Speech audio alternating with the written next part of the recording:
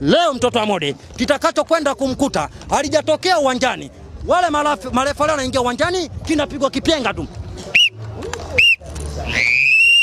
Tunachukua point, tunachukua kombe, tunakamata fimbo. Tunafuata Bunju kwamba lazima kipigike hata Bunju, watacheza hata kwa fimbo. Wamesema wanakuja lakini. Nimekwambia mitoto yao kwa sababu imekuwa mioga. Na mimi niwaambie bodi ya ligi, wangekuwa na msimamo kama hii leo walipotoa msimamo, hata ile tarehe 5, tarehe 8 ile mbungi ingepigwa. Kwa sababu bodi ya ligi wakamwambia msipokuja tunawanyang'anya pointi 50. Kwa hiyo nilikuwa naona kabisa angenyang'anywa pointi 50, angekwenda kucheza mabonde kuinama na wale na Ken God wale. Kwa hiyo alikuwa anakwenda kushushwa daraja. Na ndio maana mtoto Mudi kila kichungu yao naye nakutana na lungu hapa.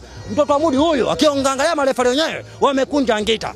Sasa tuambie watoto Mudi, msimu mwingine wakati na sajili wachezaji wasisajili marefa. Yaani shida watoto Mudi ndio iko hapo. Wana sajili akina Debola, mwisho wa siku wanategemea marefa. Wanaleta kina Mpanzu kwa mkopo, mwisho wa siku wanategemea marefa. Angalia kwenye mechi zao. Mpira ukiisha marefa leo wanaondolewa na Stewart. Na siku zote tunaambia sheria iliyotungwa miaka hiyo. Mwaka nikutajia na tarehe.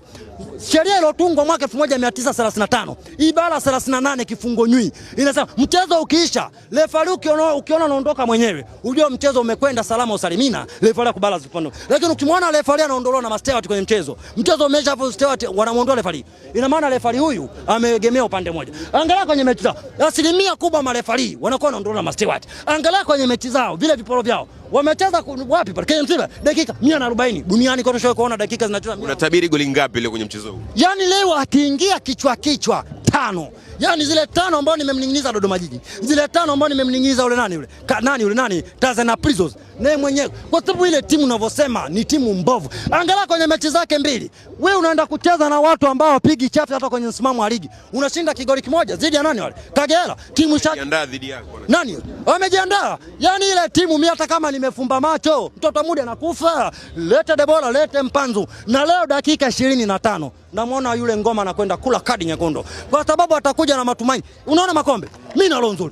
Mtoto wa Mudi msimu huu akibeba kombe lolote msimu huu, naombeni TBC mnisaidie. Mkimwona kuna kombe lolote msimu huu, toeni taarifa kituo cha polisi, muwaulize wamelitoa wapi. Msimu huu kwa makombe yao hapa kaka hapa. Na ndio maana hata sasa hivi baada ya kuposti barua anasema anakuja. Ngoja niangalie amefika wapi kwanza.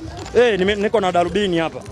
Wako Mwenge wale wanakuja. Namuona Debola anakunywa juisi, namuona Mpanzu anakunywa juisi za Mudi. Wanakuja wana mbambamba, anakuja.